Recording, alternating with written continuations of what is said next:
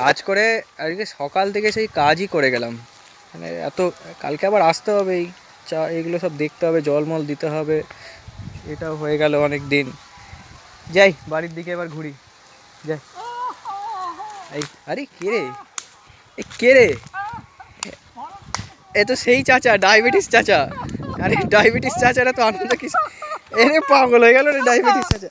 ও চাচা এত আনন্দ কিসের? আরে আনন্দ, ভারত জিতে গেছে।